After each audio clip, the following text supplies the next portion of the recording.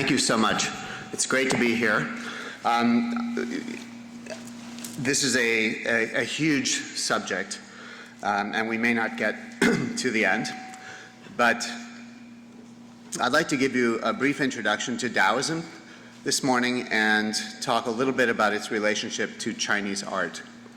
Daoism is many things, and as we move through the slides, I think you'll see that what one calls Daoism changes over time. There are things in Daoism that did not begin as Daoist. And Daoism is also a system of belief that is very much characterized by paradox. So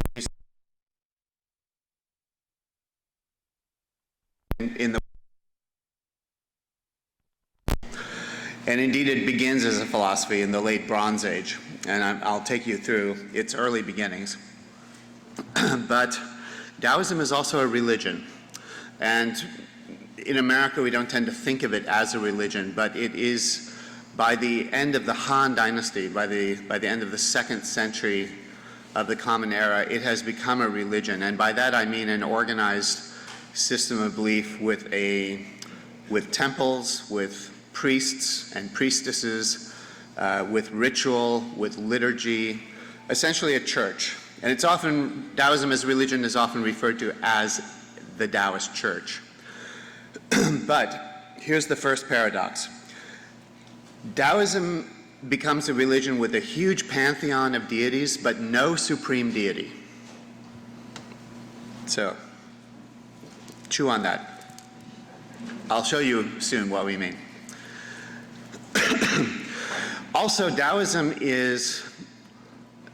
it comprises so many things that you might imagine it as a river with many streams flowing into it. Included in those streams are the teachings of the sage Lao Tzu, who would have lived if he was an actual person. And in fact, his historical existence is not proven. There probably was someone named Lao Tzu. Lao Tzu is the founder of Daoism, and his name Lao Tzu just means the old master, literally, Lao Tzu. He would have lived in the late 6th, early 5th century BCE. He is said to have been an archivist. This is a Ming Dynasty, early 16th century imaginary portrait of Lao Tzu. He was said to have been an archivist at the Zhou Dynasty court in the spring and autumn period. He was an older contemporary of Confucius who lived around the year 500 BCE.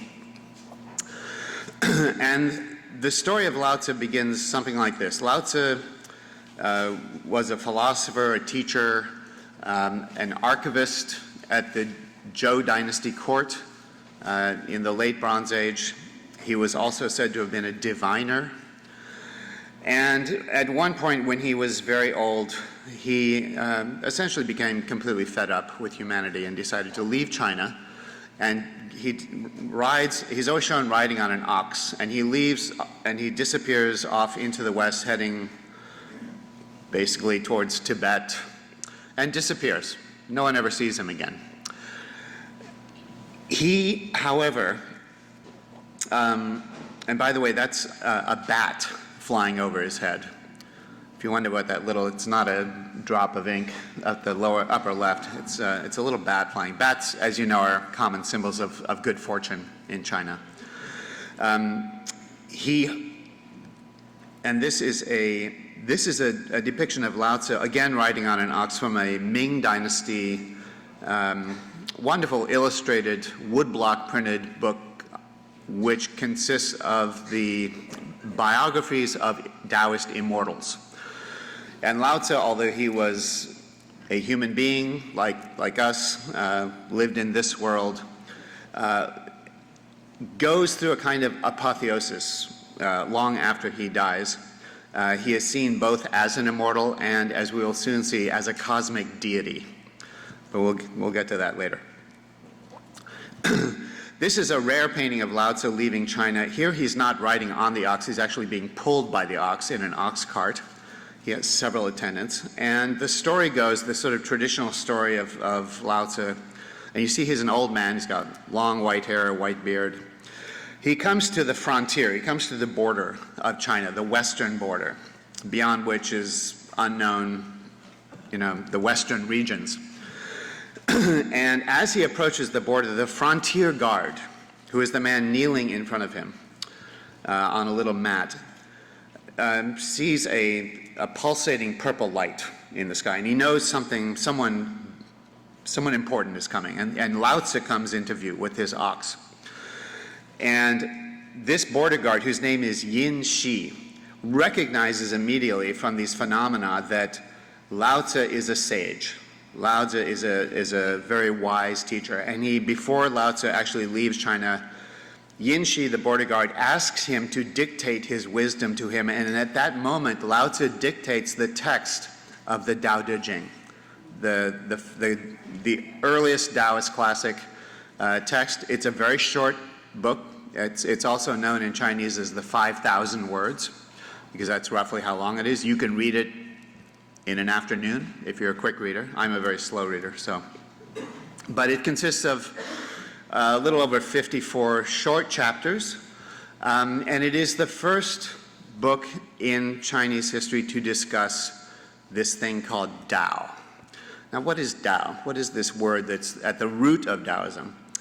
Tao means several things. It's like many Chinese words. It has multivalent meanings. It can be,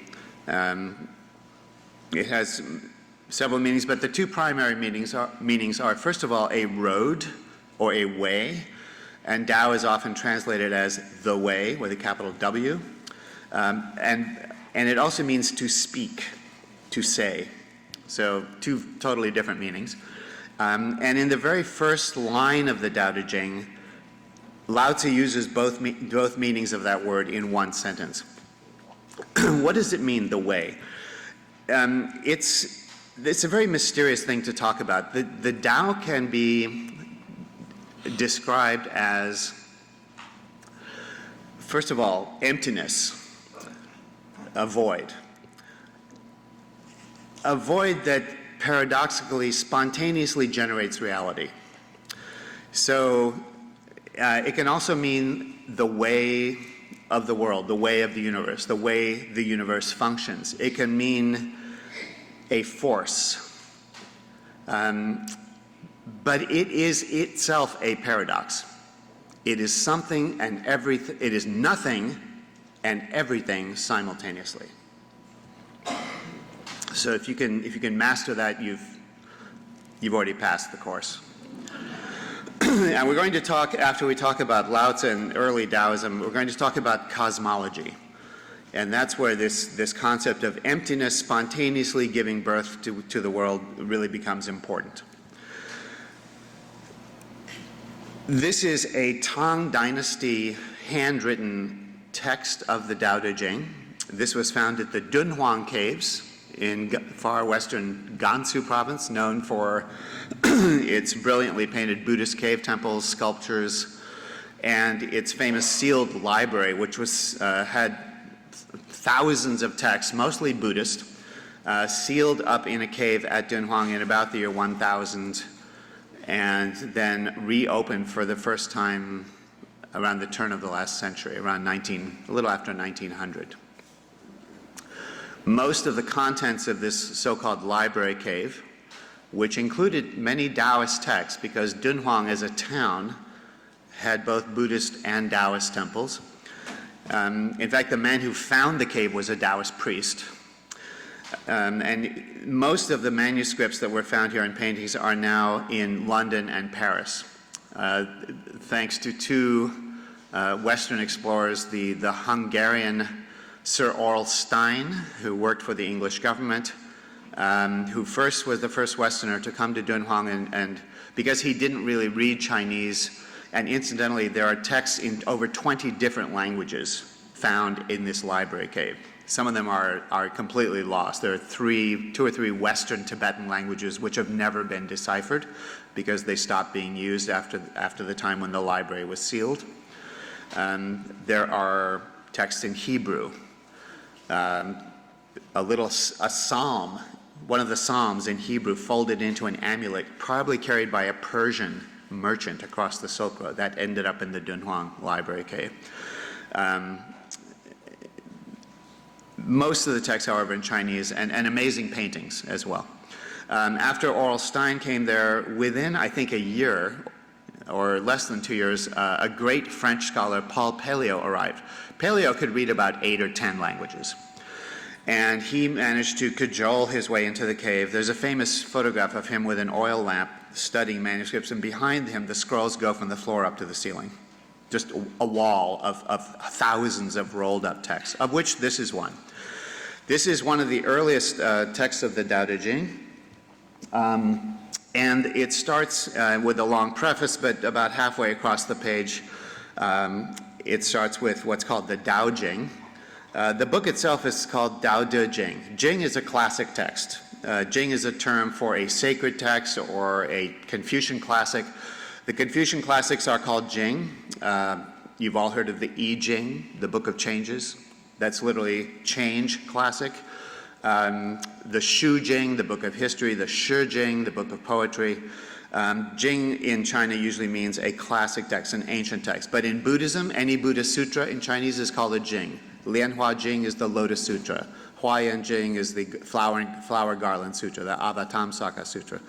And Daoist texts are called Jing. So Tao Te Jing means the classic of Tao and De. De means many things also, virtue, power. So Tao Te Jing is usually translated as the classic of the way, of the Tao, and its power or its virtue. And originally it was divided into two parts, the Tao Jing and the De Jing. So this is a long scroll, ink on paper. It dates to the 8th century. It's as strong as a brand new dollar bill. I've actually held it, which is crazy that the Bibliothèque Nationale lets people come in and just handle a book that's 1,200 years old. But it's so well made. Also, it survived because it's in a desert, or it was in a desert, where there's so little water that insect eggs can't even germinate. So that's a trick in museums like in Hawaii. We used to take all the water out of the air, so if a bug got in the storeroom, nothing would come of it. So the very first line of the Tao Te Ching says in Chinese, Dao ke Dao fei chang Dao, where Lao Tzu uses both meanings of that word Dao. The Dao that can be spoken of, Dao ke Dao, the Dao that can be spoken of is not the constant Dao, is not the true Dao, fei chang Dao. What does that mean? That means if you're talking about it, you've already missed the boat. You cannot talk about it because it is nothing.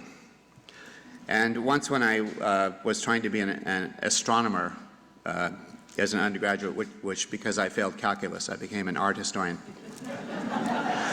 A physics professor once said to the class, it's very difficult to say something about nothing.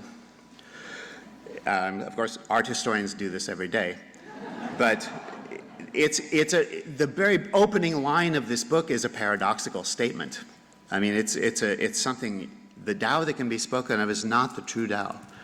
So it's beyond words. It cannot be expressed in words. You can approximate a description of it, but it is this paradoxical thing which is simultaneously empty and full. Let's say empty and pregnant. That's a better image. This is the earliest known text of the Tao Te Ching, which was found in the 1990s in a Warring States tomb. These are bamboo strips inscribed with a brush, with ink. This is what 4th century BCE Chinese characters look like. This is just part of it. And what's interesting about this text was it was found in a tomb of a man who had also buried in his tomb about 20 other books. So people are saying, oh, he must have been a professor. Who would be buried with all their books except a professor? We actually don't know whose tomb it was, but it was an incredible find.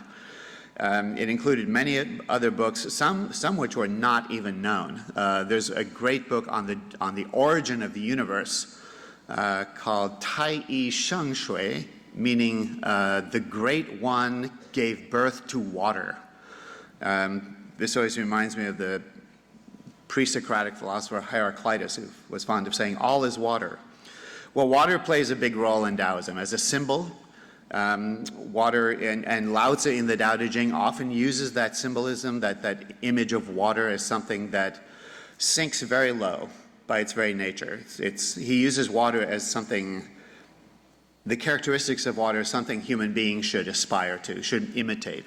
Water sinks very low, but water can destroy rocks, mountains. Water is very powerful, but deceptively so. It doesn't seem powerful, but we all know how powerful it can be. What's interesting about this text, which is from a site called Guodian in Hubei province, is that the chapters are in completely different order from the Tao Te Ching that's been transmitted to us. But the texts themselves are largely the same. So let me just go back here to Lao Tzu for a minute. This book, the Tao Te Ching, is not only the first book to actually talk about the Tao as an infinitely powerful source of energy, it's called the mother of all things.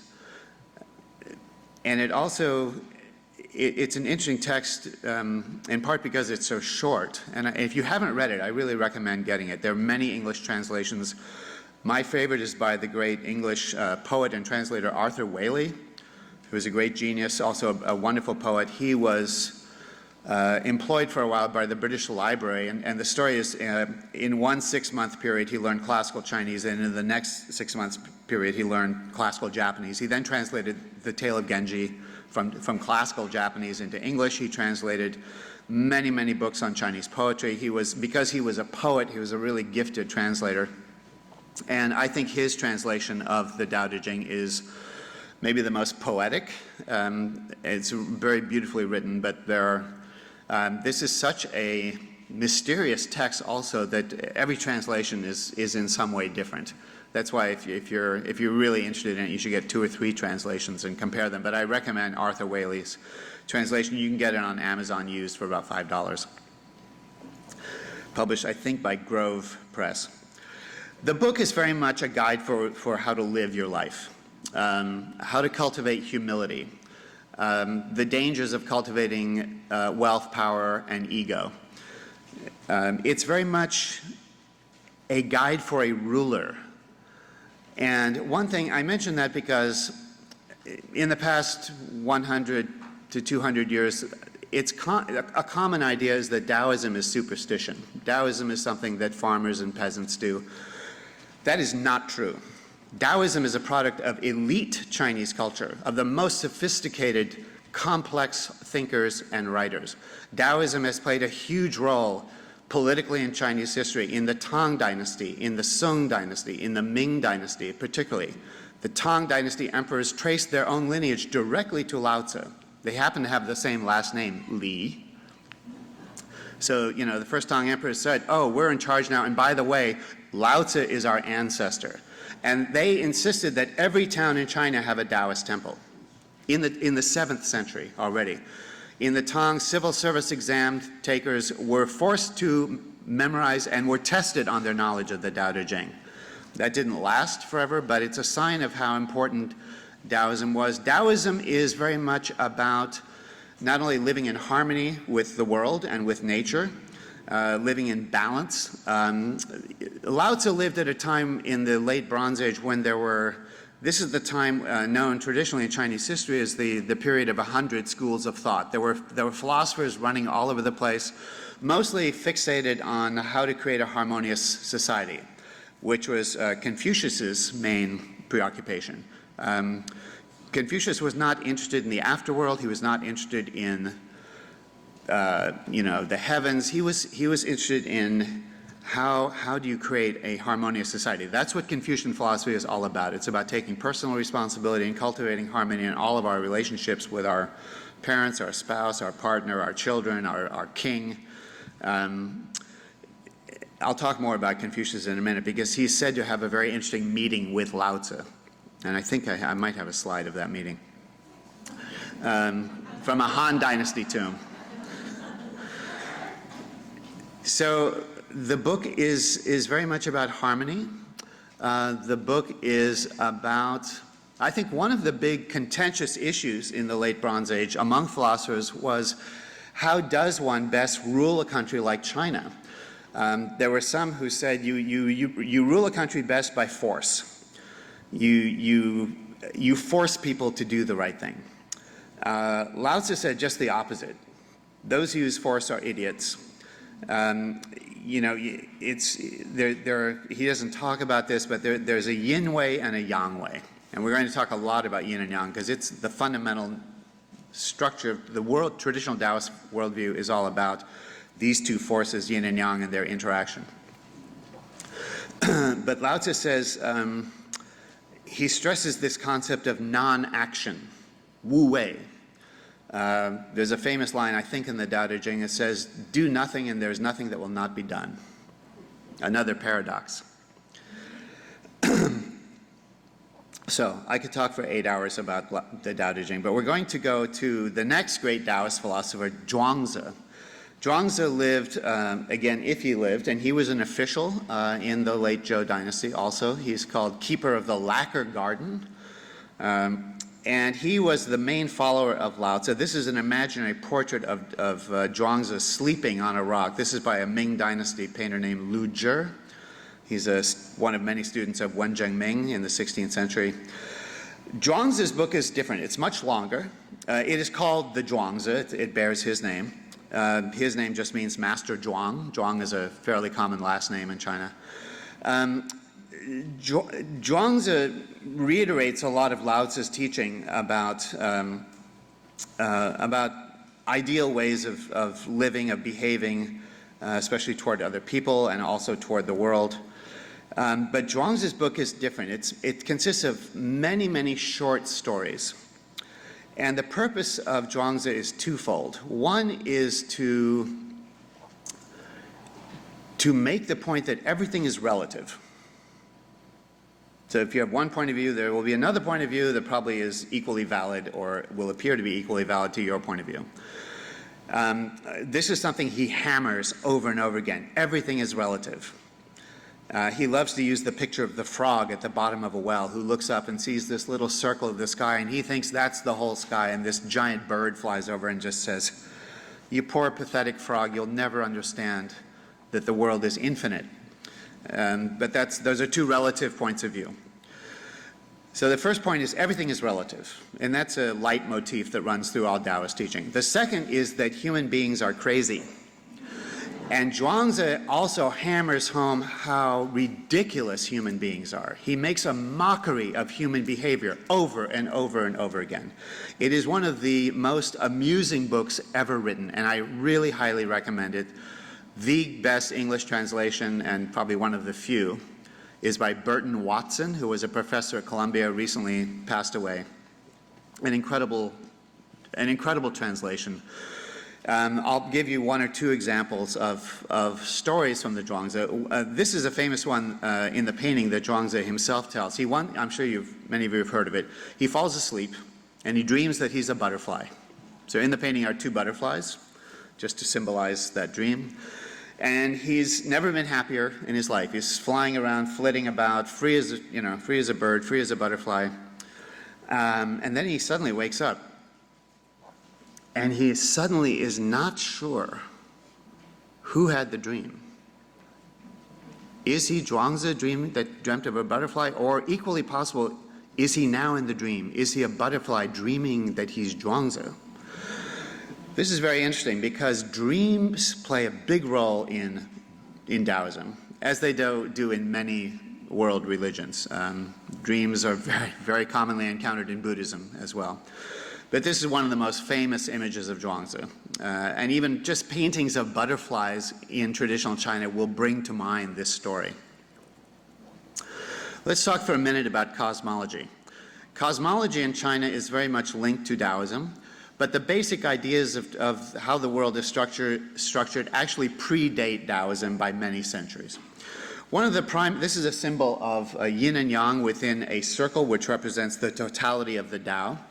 And this is from an old Ming Dynasty book, now in Columbia University Library. So there's a white part and a black part. The black part is so worn here, it looks a bit white, but imagine that's an opaque black part. And these are rather asymmetrically arranged, but the basic concept is this, in terms of the genesis of the world.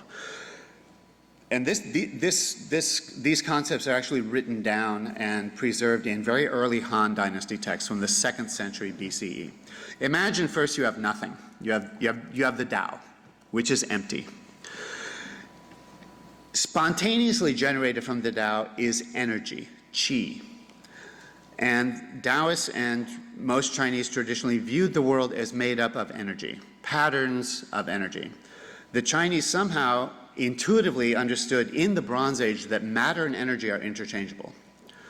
It's amazing it took Albert Einstein to sort of figure that out for the rest of us. But this notion that emptiness gives birth to energy, and then that same empty Tao spontaneously generates two huge and invisible forces, yin and yang, which are complementary, equals, but opposites as well. And yin and yang cause that qi, which had been swirling in a kind of chaotic state, to begin to move in patterns that are regular and predictable and recognizable, like, for example, the seasons. So in traditional China, summer, when the sun is bright and it's hot, is the yang season. It's when the yang force is at its peak. But yin and yang move like a pendulum.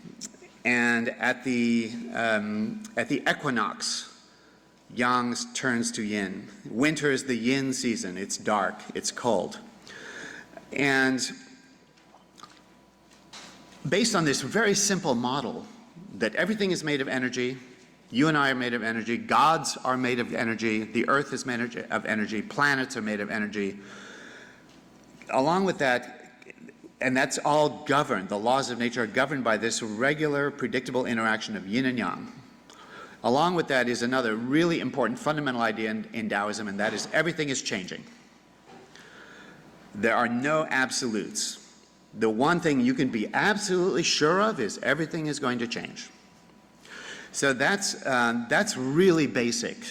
And Daoists are very happy with that idea. They're extremely comfortable with that reality that everything is changing, and we know that that is true, certainly on an atomic level. Everything is moving.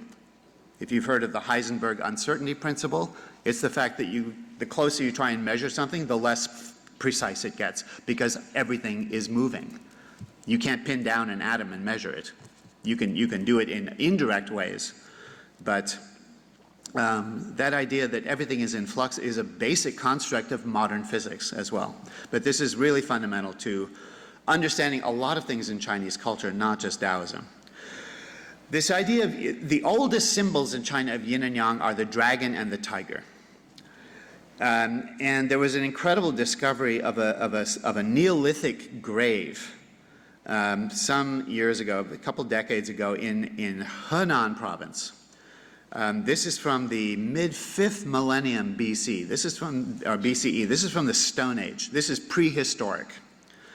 We're talking about 6,500 years ago, in the Neolithic period, when culture was actually very advanced in China. And the archaeologists found this skeleton in a tomb, in a grave, with sculptures made of seashells, hundreds of miles from the ocean.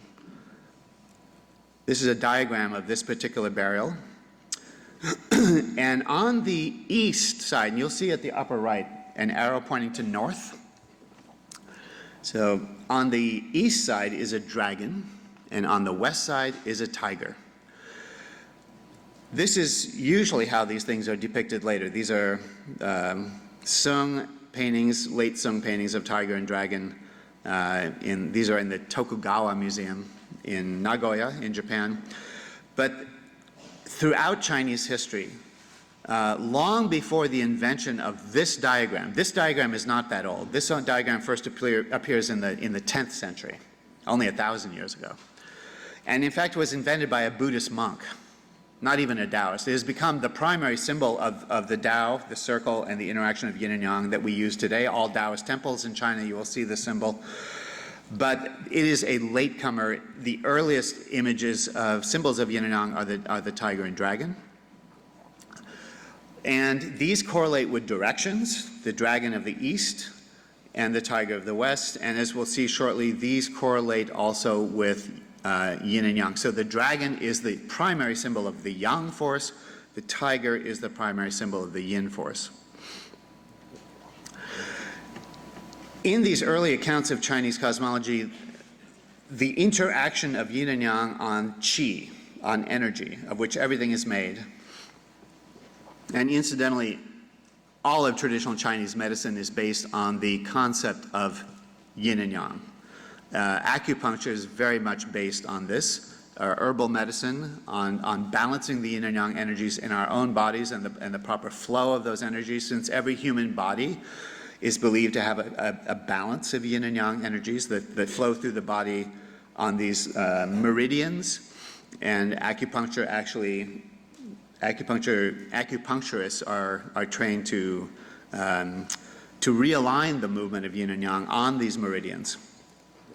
And I'm personally a huge believer in acupuncture. I've benefited enormously from a very fine acupuncturist in Hawaii.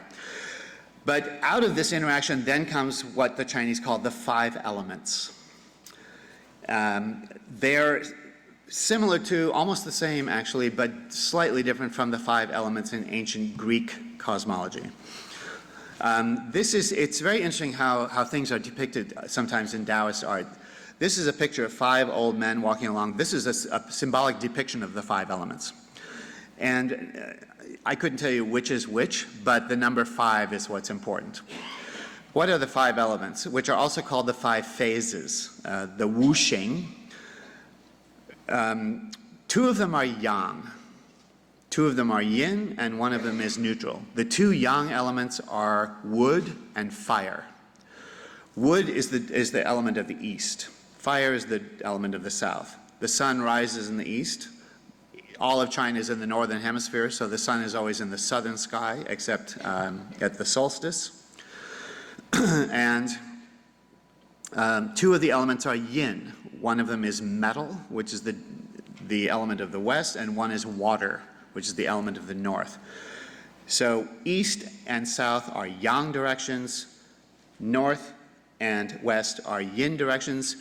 Yin is a dark force, and I don't mean that in a judgmental way, it's just dark as opposed to light. The sun sets in the west, so that is a yin direction. The west is very important in China as a direction very much associated with death, and very importantly with rebirth. It is not for nothing that all of the pharaohs of ancient Egypt were buried on the west side of the Nile.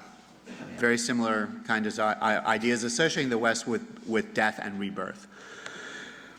The 5th element is earth, and earth is in the center and it is neutral. It is neither yin nor yang. I believe in the Greek system, air is the 5th element. And I think the others are the same as I recall. Now, as time goes on,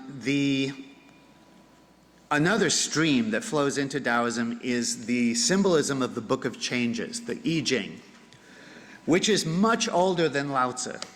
The earliest evidence of the I Ching and the trigrams and hexagrams, which are these symbols that symbolize the flux of yin and yang energies, the earliest known text dates from the 10th century BCE, from the early Western Zhou dynasty, right after the Shang dynasty was overrun. That is 500 years before Lao Tzu. It is pre-Daoist, and yet it's appropriated and incorporated into Taoism. So this is another Ming Dynasty book on, these are 2 charts which are very similar. And what we see here, if you look at the right side, at the very top you'll see in the chart 3 unbroken lines, and at the very bottom you'll see 3 broken lines. The 3 unbroken lines at the top are the trigram, which is the name for these symbols, which consists of 3 lines, of yang. Yang in its extreme form is symbolized in these charts by 3 unbroken lines. At the bottom, the 3 broken lines symbolizes yin in its extreme state, and the trigrams between the top and the bottom are different phases in the continuous cycling change from yin to yang. These trigrams are the basic forms of the hexagrams, where there are 6 lines, which are the main symbols in the Book of Changes. And that's another lecture. The Book of Changes, which itself has an incredible history. So on the right, you see a kind of symmetrical balance. Yang, extreme yang at the top, extreme yin at the bottom. That's how it was said yin and yang were arranged before the origin of the world. This represents a kind of Platonic ideal of the balanced state of yin and yang. Once the Tao gives birth to qi energy and yin and yang starts working on that energy, and out of that is born the world, the universe, then we have the diagram on the left, where all of these things are not symmetrical but are asymmetrically arranged and in continuous flux, and that is the pattern of yin and yang in this world. So the diagram on the right is called Xian Tian, the prior heaven, before the universe. It's like an ideal construction. And this is on the left, Hou Tian, the later heaven. That's where we are now. So I'm showing you because all of these ideas correlate in very interesting ways, which we'll see in a minute. This is a set of early Han Dynasty roof tiles, which depict the 4 animal symbols of the 4 cardinal directions. At the top, the dragon of the east. Next, a phoenix or red bird, which symbolizes the south. Then the tiger, and you see its stripes very clearly, of the west. And at the bottom, a very mysterious emblem, a tortoise with a snake wrapped around it. That symbolizes the north. By the Han Dynasty, these directions were also visualized as deities. And in later Daoist art, they will be depicted as anthropomorphic deities. One reason I'm showing this is not only to familiarize ourselves with these animal symbols, which we'll see again and again in Daoist art and elsewhere in Chinese art, not just specifically Daoist. They leave out the 5th direction, and I say that because throughout Asian cultures, and not just in China, traditionally one always thinks of 5 directions. There's the east, west, north, south, and the center. The center is always an important direction. In Chinese history and political history, military history, if you control the center, you control everything. And that image of the center as a neutral place where yin and yang are in balance, essentially, is very important.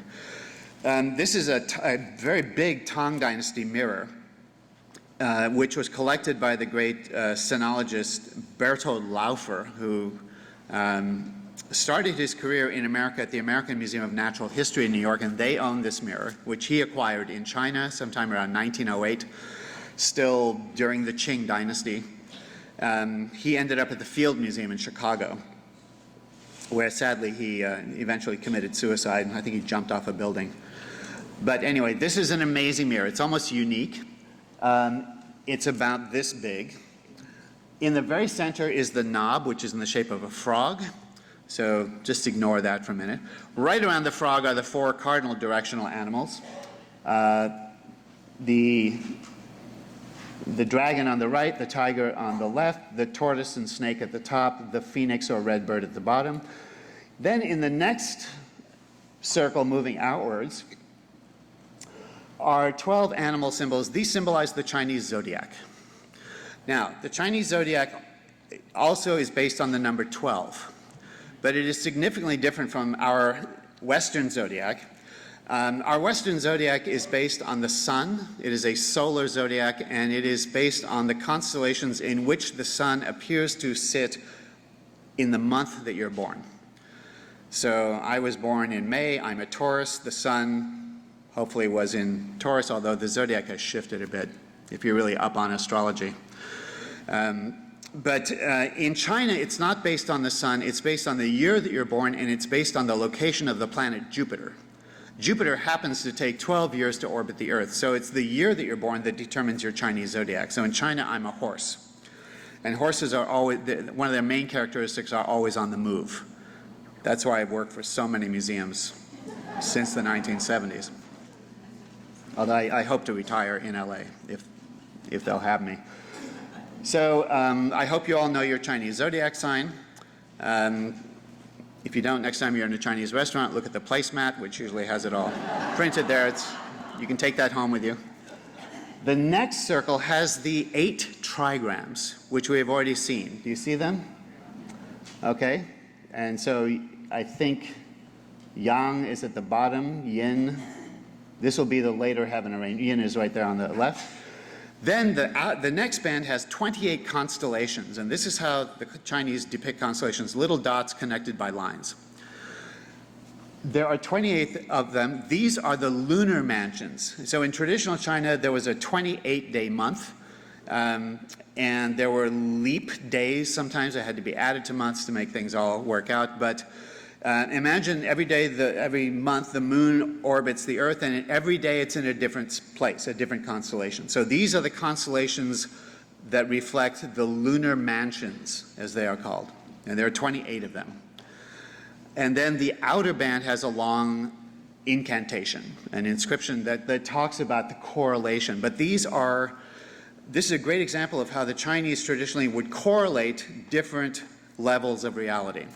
Another thing that's really important to recognize is that in Chinese cosmology, one often hears of the terrestrial realm and the celestial realm. You might imagine the heavens and the earth as 2 planes that are mirror images of each other. So things in this world affect things up there, and things up there affect things down here, and they're not the same thing, but they impact each other. And human beings live in between these 2 realms. This is an incredible star chart dating from the year 1247. It's from the Southern Sung dynasty. It's carved into a stele. It's amazingly still intact in the Confucian temple in Suzhou. This is an ink rubbing of it. It depicts over 1,400 stars. It's very accurate today, still, amazingly. At the very center, there's a circle, and that is the circumpolar region. So right at the center would be the North Pole Star, which these days is Polaris, although because of the wobbling of the Earth's axis, the pole star is actually shifted among different stars. That's called the precession of the equinoxes. Then there's a concentric circle about halfway out to the perimeter. That is the celestial equator. So if you imagine the Earth's equator and just project that out into space, everything north of it is within that circle. Everything south of it, the stars that are visible in the southern hemisphere, are outside. It's amazing that even in the Tang dynasty, the emperor sent astronomers to Java to map the southern sky. That's how sophisticated Chinese astronomy was.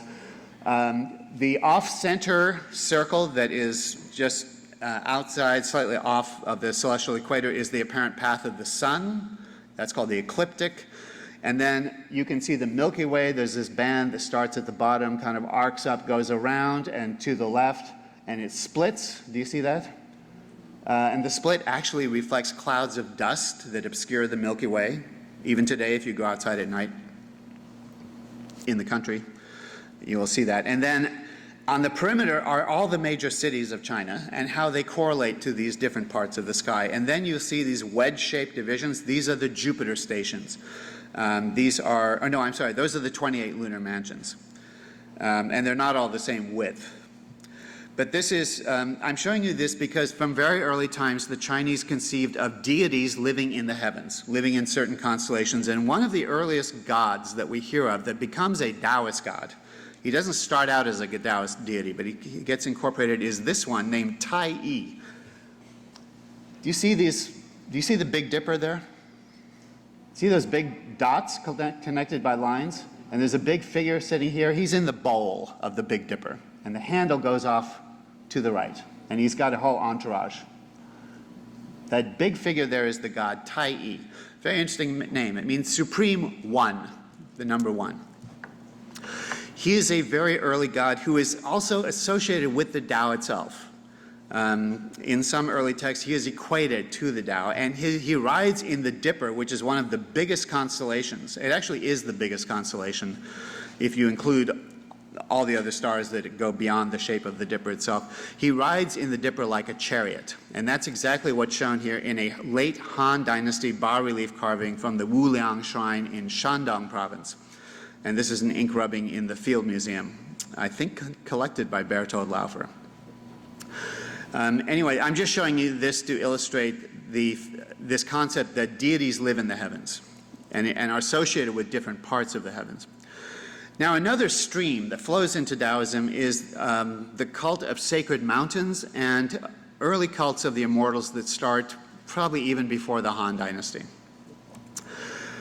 There are many sacred mountains in China. There are 5 which are most important, and they are in the 4 cardinal directions and the center. And this is a photograph I took in 1990, actually on a Society for Asian Art trip to China led by Bill Wu to see the oldest surviving wooden buildings in China, which is an amazing trip. This is a photograph taken at about 7 in the morning through a bus window by me of Mount Sung, the central of the 5 sacred peaks, which is important not only for Daoism, but very much for in the history of Buddhism. This is where Zen or Chan Buddhism begins, right here. This is where Bodhidharma ended up his life during the late Northern Wei dynasty. And you can see from the photograph that it's not one peak. Like many of the sacred peaks, it consists of multiple peaks, but it's called generically Mount Sung. It's more the mountain range. And there's one in Shandong, Mount Tai, which is very important politically in China. It's where emperors would announce their investiture to heaven as part of their legitimation. There's Mount Hua in the west near Xi'an, and there are 2 mountains which are both called Hengshan, but they're different characters. One in far north of Shanxi, not far from the Great Wall in the north, and then one in Hunan in the far south. This Mount Sung also is the site of the earliest surviving Buddhist pagoda in China, which is also Northern Wei brick pagoda. This is also where the Shaolin Temple is. This is where Kung Fu is born. So there are many layers to this mountain. I mean, mountains are complicated places, but mountains are important in Daoism for several reasons. First of all, they connect heaven and earth. So they're believed to be places where human beings can encounter deities, can have visions, can encounter immortals. They are places where you can find the raw ingredients for alchemy, which is very much part of the Daoist tradition, and if we have time, we'll get to that. And although there are many other Daoist mountains in China, these 5 are the most important. And they symbolize in ancient China the known world. And it's amazing that Mount Sung is actually mentioned in the Shang oracle bones as a deity. So this goes way, way back before Lao Tzu and anything we can call Daoism. So it's just another illustration that Daoism is a big river with many little streams, some big streams coming into it. At the base of each of the 5 sacred peaks is a Daoist temple. This is the Daoist temple that you will see today. If you go to Mount Sung, it's a huge complex. It's like a little like the Forbidden City, not as big as that. This was originally built in the Han Dynasty. So there's been a Daoist temple at the foot of Mount Sung since 2,000 years ago. What you see here is a Ming Dynasty and probably some Qing buildings. And I don't know if you can see it, but there are 3 big Chinese characters on the front, over the front gate. They say, Zhongyue Miao, which means Miao is one of several terms for a Daoist temple. It originally meant an ancestral shrine in the Shang Dynasty, but it means any Daoist temple can be a Miao. Daoist temples are also called gong, or palace. So if you go to Beijing, no, not in Beijing, but in many places, Daoist temples are called palaces.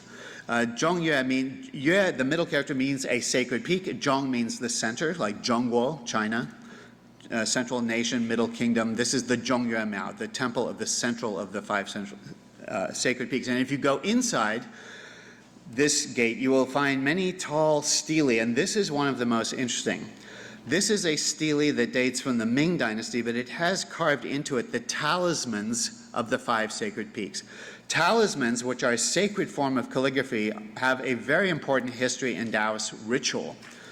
And these are the oldest known talismans in Chinese history. They date from at least the Han Dynasty, if not earlier. They are forms, they are not pronounced as characters. They are forms that embody the sacred energy of the mountain. And if you look at the title at the top, it says in the seal script, Wu Yue Zhen Xing Zhe Tu. These are the Zhen Xing, these are the true forms. They're talismans, but they are also forms that embody and express the energy of the mountain, the qi. And being a sacred peak, the energy, the qi out of which a sacred mountain is made is very refined. So there are different kinds of qi. There's light, airy, refined qi that forms the heavens. There's a more turbid, heavy qi that forms the earth. Deities are made of qi. Gods and goddesses are made of extremely refined qi. Humans, not so refined. But we're made of qi also, and that qi is balanced by the movements of yin and yang. So these talismans you'll see throughout the history of Daoism. They are very powerful images. They are powerful enough, if you wear them, it was believed they would protect you from harm, from disease, and so on. This idea that a mountain is coursing with energy, that a mountain is also in flux. Mountains, like human beings, are born, they live, they die. Chinese recognize that mountains which appear to Westerners as solid objects are not, that image of solidity is a complete illusion, that the mountain is breathing and moving and changing and will someday not be there. The Chinese intuitively understood that in the Bronze Age already. This is probably the greatest of all early Chinese incense burners from an imperial princess tomb of the early Han Dynasty. It was excavated, interestingly, during the Cultural Revolution. It belonged to a prince named Liu Sheng who lived in the 2nd century BC, and it depicts a mountain. It's got a lid, so you would lift up the lid, put the incense in the bowl, light it, put the lid back. The lid is perforated so the smoke would come up through the mountain top. And around the base and throughout the mountain are these inlaid lines of gold, which are very clear images of the moving qi energy that is part of the mountain. It's about this time that we have the earliest images of immortals, which are not called, and actually I should say that English word immortal is an unfortunate translation because it implies that the key purpose and goal of Daoist practice is to become immortal. That is an inconsequential side effect of the practice of achieving transcendence over the boundaries of yin and yang that constrain us in this world. But there evolved in the late Bronze Age techniques which the Chinese believed would enable you to transcend the boundaries of this world. And these early figures are called usually Zhenren, which means, that means a true person or a realized being, realized in the spiritual sense of realization, or Yuren, which means a winged person. And these figures have wing-like appendages that you can see very clearly here. This was excavated in Luoyang during a road widening construction, and it's now in the Luoyang Museum. And then I'll show you one more thing, and then we'll take a break. We have very concrete evidence of early cults of immortals, which are normally called Xian. Xian is a Chinese character that combines person with mountain. And we have very clear evidence of the existence of these cults from certain tombstones or epitaph stones that were buried in late Han Dynasty tombs. This is one that was found, I think, in central China, and it has on it the biography of an immortal. And it's believed the tomb contained the burials of this immortal's, this adept or practitioner's followers. But it mentions things like the Queen Mother of the West. It uses the actual character for immortal over and over again, beautifully carved into this limestone. This dates from, it's not dated precisely, but it's about 150 of the Common Era. Okay, let's take a 10-minute break. Good? Name the names of the 5 sacred peaks again. So they are in the center, Mount Song, S-O-N-G. in the east, in Shandong. By the way, Mount Song is in Henan, not far from I think it's the Yangtze River, just south. In the east, in Shandong, Mount Tai, T-A-I. In the west, Mount Hua, H-U-A. In the north, Mount Heng, H-E-N-G. And in the south, Mount Heng, also, but two different characters. Forgive my tones. I skipped out of language lab when I studied Chinese. So I read it better than I speak it. Another story I want to tell you about an early immortal or Daoist adept. Specialists in Chinese religion, in Daoism in particular, don't like to use the word immortal because it conjures things which are not, the idea of living forever, which, as I said, is not the important point of cultivating transcendence over yin and yang. So these immortals are said to be, they're able to walk through walls. They can be in 40 places at once. They can turn into different shapes. That's what I mean by transcending the boundaries of yin and yang. They're unconstrained. They move between heaven and earth freely. But one of the early stories of an immortal is depicted in this picture. There you see a mountain, a cliff in the mountains with two gentlemen playing Wei Qi, or Go, often mistranslated as chess. This is not chess. This is the game of Wei Qi, played with white and black stones, also a game of strategy.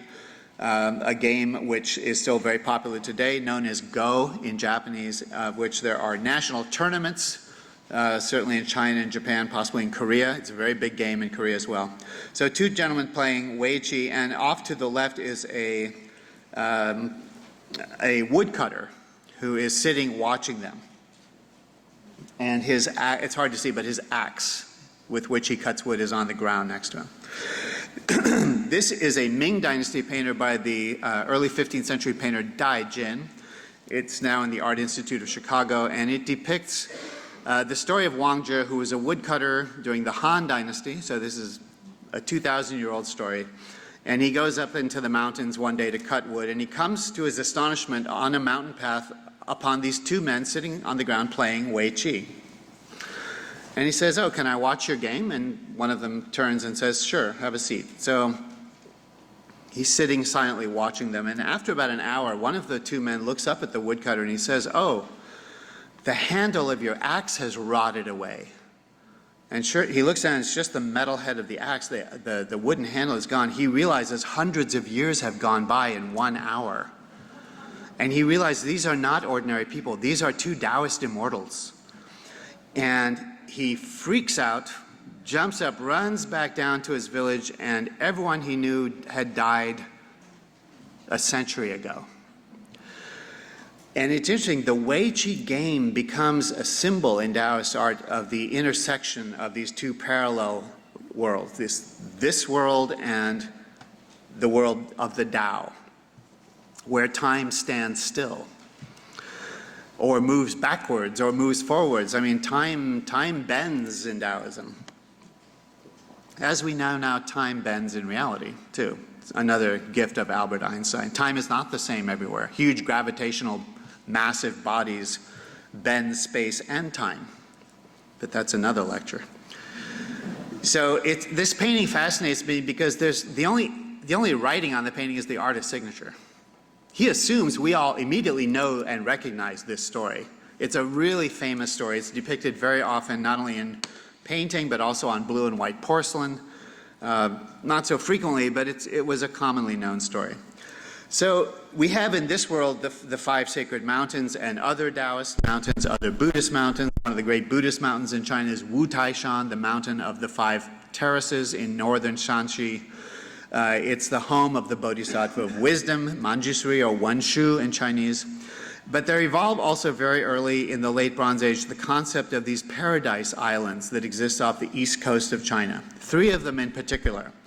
They are named Penglai, Yingzhou, and Fanghu. And this is a Ming Dynasty imaginary painting of Fanghu, the name of which means square jar. And these islands were believed to exist off the east coast of China, very remote. You could not take a boat there. If you sailed your boat there, the closer you got, the farther away the mountain got. But these were homes of immortals. These were places, and notice that they're in the east. That's significant. They're in a yang direction. They're where the sun comes up. That's all significant. They're not anywhere else. The east is a really important direction in China and in Daoism because it's where the sun comes up. Here's another wonderful detail of one of these imaginary mountains. This is from a long hand scroll that's now in the Royal Ontario Museum in Toronto, and you'll see that the only way to get to these mountains is to fly on the back of a crane or a phoenix, and you can see these little Daoist immortals flying through the sky there. Because these mountains, the rock comes right up out of the ocean. There's no way to moor your boat there. There's no beach. But these, when the first emperor, Qin Shi Huangdi, in the 3rd century, the emperor around whose tomb was buried the life-size pottery army, he died on the east coast of China in Shandong looking for these mountains. And this is recorded in his biography, that he was specifically looking for these mountains. He wanted to become an immortal. He wanted to go there and find, the ingredients for the elixirs of immortality that would grow there, the plants, the mushrooms, and so on. Of course, he never found it. He's said to have sent boatloads of young virgin boys and girls who were believed to be as pure a human as you could find. They, of course, never returned. Some people said they, the Japanese or the descendants of those people. All kinds of myths. But one more thing I wanted to say about sacred mountains is that part of the early Daoist and Chinese veneration for mountains also involves the concept of caves or caverns, which have an interesting name in Chinese, Dongtian, which means cavern heaven. And this is a Ming painting also by Daijin. This is in the Forbidden City of a Daoist practitioner, a single figure there at the midpoint, entering the entrance of a cave. These caves, especially in sacred mountains, were believed to be gateways to paradise. They would take you to the Tao. Caves are very much venerated in Daoism as womb-like chambers that connect you with that primordial energy of the Tao itself. And in later Chinese history, when we see, and these are very rare, depictions of alchemy going on. And alchemy is a Taoist tradition. There's nothing Confucian, nothing Buddhist. China develops its own very sophisticated alchemical tradition, and this is a detail of a known cavern heaven. There are 36 of them. The whole book was written about them in the Tang Dynasty. Inside we see a Taoist practitioner wearing the cap, a little jade cap of a Taoist priest, and in front of him is a crucible. This is an alchemical reaction chamber with fumes or vapors coming out of it. Can you see that? This is a symbol of alchemy. It's not necessarily the case that alchemy was done in caves, but this symbolizes the whole practice of alchemy, which in China has 2 components, and this is also important.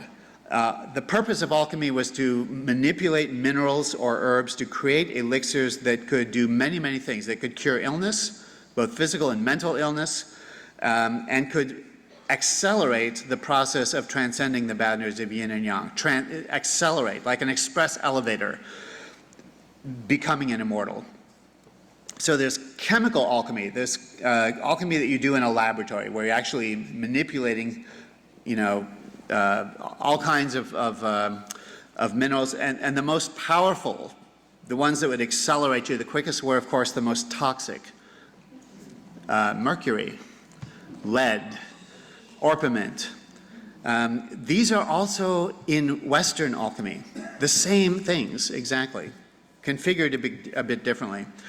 And so, if you overdosed on cinnabar, who cared? That was a little incidental fact on your way to becoming an immortal. Death was sometimes just part of the process and not a big deal. I want to talk just for a moment about the Queen Mother of the West, Shi Wangmu. Shi Wangmu is the oldest known Daoist goddess in China, and she has her own history probably outside of Daoism, but by the 4th century BCE, and certainly by the 2nd century BCE. And, both in the Warring States and the Han, she becomes a Daoist goddess. She is believed to be an embodiment of the purest, most refined yin force, because the genders also align with yin and yang. Male is yang, female is yin. She is the Queen Mother of the West. The West is the yin direction. Her paradise, the Kunlun Mountains, are in the West. So she is also associated with life and death, and very much with rebirth. This is a Ming Dynasty, this is a Yuan Dynasty imaginary portrait of Shi Huangmu with one of her attendants. She wears a very elaborate crown. She is mentioned, by the way, in the Zhuangzi already in the 4th century BCE as a deity who obtained the Tao, literally Cheng Dao, to achieve the Tao. That means she achieves transcendence. She was believed to live in a paradise, the Kunlun paradise, and notice that her attendant holds a tray of peaches. Peaches are one of Shi Huangmu's symbols because in her paradise, and this is a fabulous detail of a hand scroll in the Nelson Atkins Museum in Kansas City, 15th century anonymous painting depicting the Kunlun paradise. At the lower right, you'll see a bunch of peach trees, and everyone in this paradise is female. It's like an Amazonian paradise. These peaches bloom, blossom, and ripen once every 3,000 years. So time achieves a different dimension in a paradise. And it was believed if a human could actually go out there and find that place and eat one of the peaches, they would immediately be transformed into an immortal. In Chinese mythology, only 2 or 3 people, humans, are said to have found their way to the palace of the Queen Mother of the West. One of them was one of the early Zhou dynasty kings, and this is part of his story, his mythology. King Mu, or Mu Wang, was said to go in a chariot driven by 8 horses. So if you buy a snuff bottle and it's got 8 horses on it, and that's all there is on it, it's King Mu Wang visiting Shi Huangmu. 8 horses is nothing but that story. So here we see King Mu of the Zhou. He is on a terrace at the middle left there, and he's facing the Queen Mother of the West, and he's having an audience with her, and he wants to know the secrets of immortality. And his chariots and his entourage, you don't see the horses here, but his entourage is down at the lower right. This is an imaginary picture again of the mountainous Kunlun paradise of the Queen Mother. And he begs her for the secrets. And they exchange poems and they exchange gifts, and he ends up going back with nothing, empty-handed. No secret to immortality. And it's a very sad story. And the poems they exchange are said to have been very sad and melancholy. So he fails. And later in the Han Dynasty, the early Han Emperor Wu Di, the martial thearch, is also said to have gone and had an audience with the Queen Mother. Okay, let's shift gears for a minute. I want to talk about the arrival of Buddhism in China and its impact on Daoism. Because it is the arrival of Buddhism, and this is a Gandharan sculpture of the Buddha preaching, flanked by 2 bodhisattvas. This is from Pakistan originally. I forget where this is today. Buddhism is born in India. The Buddha, Shakyamuni Gautama, was born on the border of India and Nepal in northeast India. And Buddhism evolves. Buddhism was roughly a contemporary of Confucius and Lao Tzu. That is a coincidence. Although Daoists will use that to their advantage. And I'll show you how in a minute. But Buddhism arrives in China in the early Eastern Han Dynasty, in the mid-1st century, about the time that Pompeii was buried by Vesuvius, in the 70s of the 1st century. And we know that the first Buddhist temple was built in Luoyang, the White Horse Temple, in the 1st century of the Common Era. It's around that time, late 1st, early 2nd centuries, that in China we see the earliest images of the Buddha. These on the left are 2 images of the Buddha, and you'll notice the halo behind his head, from rock-cut tombs in Sichuan. In the middle of that slide are 2 ceramics from Zhejiang province. Also, these are probably 3rd and 4th century, and they have images of the Buddha, little molded images, ringed around in the top one and on the sides, a little hard to see. And then I believe the Buddha image on the right is from Shandong, all Han Dynasty. The earliest dated image of the Buddha in the world is here in San Francisco in your great Asian Art Museum, dated to the year 338. This is a world-famous piece because it's the earliest image that has a date. It's not the earliest Buddha image in China, but it is the earliest dated one. And just enough of the inscription on the back of the base, which is mostly gone, is there to indicate the date, the 4th year of the Jian Wu reign of the later Zhao, very short-lived later Zhao dynasty. But by the 5th century, we have the creation of huge Buddhist cave temples in China, like the Yungang caves. This dates to around the 480s. So this is happening at the tail end of the Han and in the Three Kingdoms period and into the early Six Dynasties and through the Six Dynasties period, where two things are going on. China is fragmented. Through most of the 4th, 5th, and 6th centuries, China is divided between a Chinese emperor in the south, ruling from what's now Nanjing, at that time called Zhenkang, and in the north, mostly the Northern Wei, who are not Chinese. They are Toba Wei. They're formerly nomadic, non-Han people who invade northern China. Their first capital was at Datong, which is right outside Datong are these caves, which were imperially commissioned by the Northern Wei emperors, and then they moved to Luoyang, just south of the Yangtze River. Buddhism, by the time it arrives in China, Buddhism is already 600 years old. Buddhism has had a long history already. It has evolved from the early Theravada form of monastic Buddhism to the Mahayana form, which includes the concept of the Bodhisattva, that all sentient beings can become enlightened. You don't have to be human, you can be a dog or a cat or an insect, but you will be reborn, you will go through an endless reincarnation until you achieve enlightenment. It may take 10,000 rebirths, but Buddhism opens that door to transcending what's called the wheel of samsara in Sanskrit, the endless cycle of birth and life and death and rebirth. And Buddhism arrives in China at a time when the Han Dynasty is collapsing, and then we have the division of the Six Dynasties period, and Buddhism spreads like wildfire. Buddhism is very democratic. It's open to everybody. You can be a peasant or an emperor. You can all become enlightened. Buddha doesn't care. Buddhism also has a very similar concept that reality emerges out of emptiness. And that parallel idea, which develops independently in India, relates it in some fundamental ways to Daoist ideas of the origin of the world and the fact that underlying reality is emptiness. One of the best expressions of that is the shortest of all Buddhist texts, the Heart Sutra, the Shinjing, which is also, you see it in Tibet, written in Sanskrit, translated early on into Chinese, in Korea, in Japan. It's one long paragraph about the nature, the illusory nature of reality. You have reality here, you have our perception of reality over here. They're not the same thing. Or they're, what we think is reality is not what's actually going on. That's the fundamental message of the Heart Sutra. So when Buddhism arrives in India, it's got a very sophisticated literature.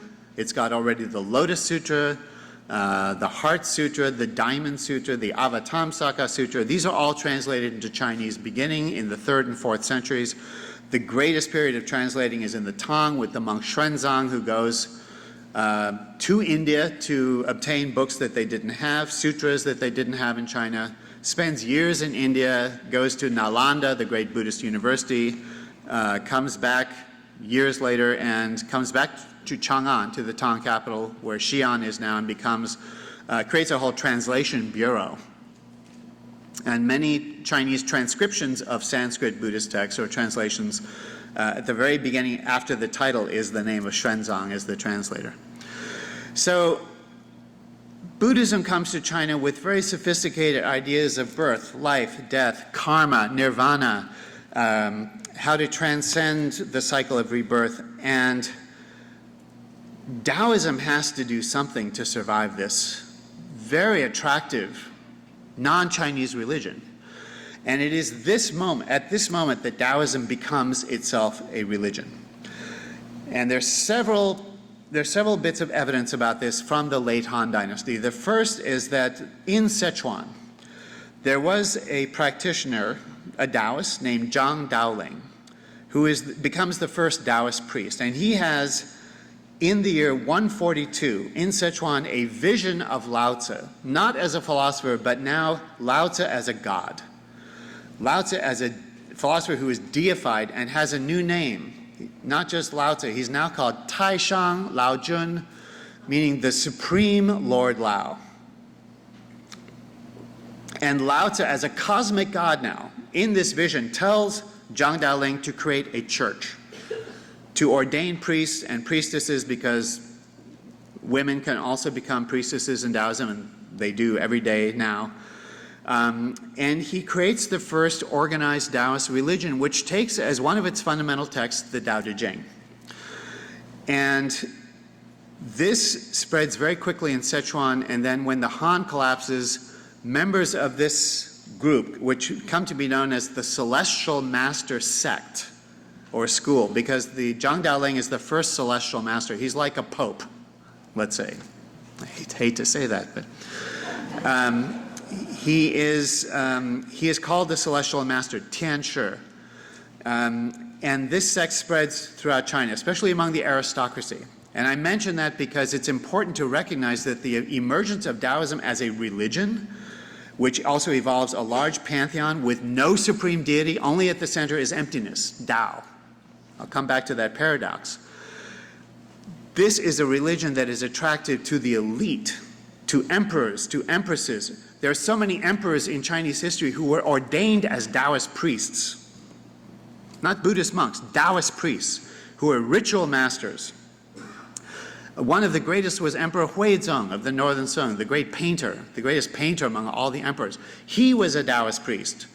If we have time, which we probably won't, I will show you some talismans that he created in his own calligraphy. So Zhang Daoling's vision of a deified Lao Tzu is a whole new kind of Daoism. There are two inscriptions that exist that survive from the Han Dynasty in which Lao Tzu is now conceived of as a god. So he's both the human philosopher and a god. He's two things simultaneously. That's never a problem in Daoism. In fact, it's never a problem in a lot of Asian religion where two things that are seemingly contradictory actually coexist. This is a stele text from also 2nd century, stele of the Holy Mother, and it says in part, Lao Tzu the Tao. It says straight up at the beginning, Lao Tzu is the Tao. Or shall we say, we might say, Lao Tzu is the face of the Tao. Since you can't see the Tao, it's invisible, but it's everywhere. It's nothing but everything. Very difficult to talk about. So Lao Tzu becomes one of the anthropomorphic faces of this emptiness. Born prior to the shapeless, grown before the great beginning, he lives in the prime of the great immaculate and floats freely through the six voids. This is not talking about a human being anymore. We are talking about a cosmic God who is believed to create the universe, as does the Tao itself. So Lao Tzu and the Tao's identities begin to merge. Then, this is an inscription from about the same time, the Lao Tzu Ming, or the Lao Tzu inscription. And this is part of a much longer stele text that has been transmitted down to us. Lao Tzu was created from primordial chaos and lived as long as the three illuminates, the sun, the moon, and the stars. He observed the skies and made prophecies, freely came and went to the stars. Following the course of the sun, he transformed 9 times. That's a very common symbol in alchemy, the 9 cycles in creating certain elixirs. He waxed and waned with the seasons. He regulated the 3 luminates and had the 4 numinous animals by his side, those 4 cardinal directional symbols. He concentrated his thinking on the cinnabar field, the dantian. That is the central focal point of inner alchemy, the visualized form of alchemy, not the outer chemical form, but where you visualize through meditation using the yin and yang energies in your own body to create an inner elixir.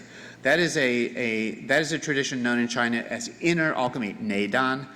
And it focuses on certain cinnabar fields in the body, in the head, in the chest, and just below the solar plexus. He saw great unity, Tai Yi. I've already mentioned that deity, Tai Yi, in his purple chamber, became one with the Tao and transformed into an immortal. This is unambiguously not talking about a philosopher. And this is one of the earliest known depictions in art of Lao Tzu as a cosmic god, as Taishang Lao Jun. This is a Northern Way sculpture. It is around the year it's actually dated, but I forget the exact date. It's around the year 500, late Northern Way. Okay, do you see any similarities between these two? What do we have on the right? We have a figure that looks like Buddha, but he's wearing a hat, and he holds in his right hand, and it's a little hard to see, he's holding a little fan. That is one of the symbols of Lao Tzu as a god, an iconographical symbol. And he's flanked by two figures, just like the bodhisattvas that flank Buddha. So who are these two figures? For a very long time, nobody knew. And in doing the research for the Big Daoism show, I think we stumbled on the answer, and it's very interesting.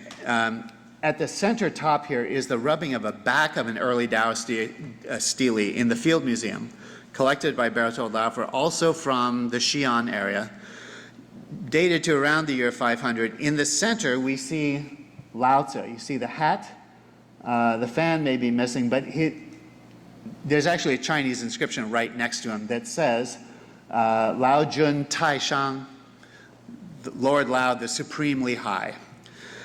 And amazingly, the figures on the right and left are named here.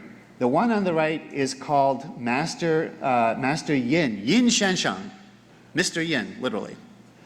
That's Yin Shi, the frontier guardian to whom the Tao Te Ching was first transmitted. That's a really important moment. That's when the story of the Tao is first revealed to humanity in Lao Tzu's dictation to Yin Shi of the text of the Tao Te Ching. And the figure on the left is Master Daoling. That's Zhang Daoling, the first priest who creates the first Taoist religious church that we just saw. So these are significant. The choice of these two figures, one man is the first one to receive the Tao Te Ching right from Lao Tzu's mouth. The second one is the first one to receive a vision of the deified Lao Tzu. And so while here, for example, this is an early Qing dynasty painting of Lao Tzu as a cosmic god. This is him as Taishang Lao Jun. He holds the fan. And although the two flanking figures are not named here, they are almost certainly on the left with the red robe, Zhang Daoling, the first Taoist priest, and on the right, Yin Shi, the frontier guardian. Now, things get a little complicated in the Six Dynasties period, where you have Buddhism spreading throughout China and you have Taoism now as a church with liturgy, with ritual, with sermons. And you get interesting works of art like this, a 6-foot-tall limestone stele, dated 517, late Northern Way. On the front, on the left, is Lao Tzu, and on the back is Buddha. One big happy family. All commissioned by one family in the year 517, who are all depicted and named in the registers below. And Buddha is in Abhaya Mudra, this very common gesture of having no fear. So during this period, there are big debates also. Some people, many families in China, worship Buddha and Lao Tzu, and there are major debates at some of the imperial courts, especially in the Northern Way, in the 5th century, between Buddhists and Taoists in front of the emperor vying for imperial patronage. We're talking about money. If you can convince the emperor that Taoism is supreme, then the money is going to go to the Taoists. If you're a Buddhist monk and you can convince the emperor that Buddha is the supreme path, Buddhism, you're going to get money for your temples and your church and whatnot. So these debates become very contentious, and they are recorded, already starting in the 5th century, and they happen again later in the Tang Dynasty. The fact is that through most of Chinese history, Buddhism and Taoism has coexisted without that much conflict. But this is a wonderful Southern Song court painting in the Nelson Atkins Museum that shows earlier manifestations of Lao Tzu. Now, you probably all know that Buddha had previous rebirths that are recorded in the Jataka stories. And they presage his eventual attaining of enlightenment in this cosmic era, this kalpa in which we live. This is a painting, so the Taoists invent earlier manifestations of Lao Tzu. who existed in numerous incarnations in earlier times, during the times of Emperor Yao, of Emperor Shun, of the Yellow Emperor. And these are depictions of Lao Tzu in these earlier incarnations, completely ripping off a Buddhist idea from the Jataka stories. This is a new mythology. Here's a fantastic Ming Dynasty of one of these early incarnations of Lao Tzu, whose name is Guangchengzi, who lived during the time of the Yellow Emperor. Now, if the Yellow Emperor existed at all, he was a sage ruler who would have lived in prehistoric times, in the Neolithic period, probably in the 3rd millennium BC. He is a very important figure in Chinese culture. He introduces key techniques of agriculture, of medicine, of sexual techniques. Very important. The Yellow Emperor's Classic of Internal Medicine is one of the earliest medical texts in Chinese history. Here he is on the left, going to the form of Lao Tzu that existed in the 3rd millennium, long before the historical Lao Tzu, to ask advice on how to be a good ruler. And Guangchengzi is seated on the right. Notice he's a little higher. He's under the pine tree, an important symbol of longevity. And he says, you need to, this manifestation of Lao Tzu says to the Yellow Emperor, Huangdi, he says, you need to just take 3 years off and go meditate. You're so confused. You're trying to solve the world's problems. You have so many problems between your own ears. Just forget about the world. Why are you trying to solve the world's problems? You need to fix your problems, and then maybe you might have a chance to impact the world. It's interesting, when I mentioned this meeting of Confucius and Lao Tzu, when Confucius is developing his philosophies about social order, he arranges to go meet Lao Tzu. He wants to impress Lao Tzu. Lao Tzu is an archivist at the Zhou court. And he goes to Lao Tzu, and this is recorded in the Shiji, by the way, the earliest historical, the really complete history of China. Confucius goes to Lao Tzu and he says, I've got these amazing new theories about how to create an orderly society and create harmony in the world. And Lao Tzu says the same thing to him that Guangchengzi says to the Yellow Emperor. He says, stop trying to fix the world problems, because you have a full plate. You are so confused. You don't know what's up or down or left or right. This audience is terminated. And Confucius says, I haven't even started. He says, Lao Tzu says, you're done. And Confucius has to go back to all his students who are very excited that Confucius has just met Lao Tzu, and they say, wow, tell us what's Lao Tzu like? And all Confucius can say is, he's a dragon. Think about what we've said dragons symbolize. Dragons are symbols of the Tao also, in addition to just the Yang force, and of course the Emperor. So I'm going to end here. We'll have to do alchemy another time. But I just I'll end with this slide, which are in religious Daoism, which has this huge pantheon, this is the highest trinity of deities whose existence we know has happened by the 4th or 5th century. And on the right is Lao Tzu, the man with the white beard. That is Lao Tzu, the philosopher, now in heaven as a cosmic deity. And these other two, the middle one and the left, they have incredible names. They exist only as pure, refined qi energy in the heavens. The middle one, and the name is indicative of his status, the celestial worthy of primordial beginning. A very good name for a god. And on the left, the celestial worthy of the numinous treasure.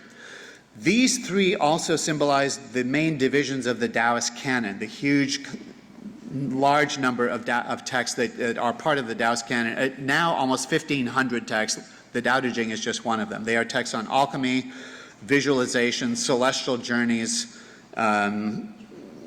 talismans, and so on. So, we've got some time for questions and answers.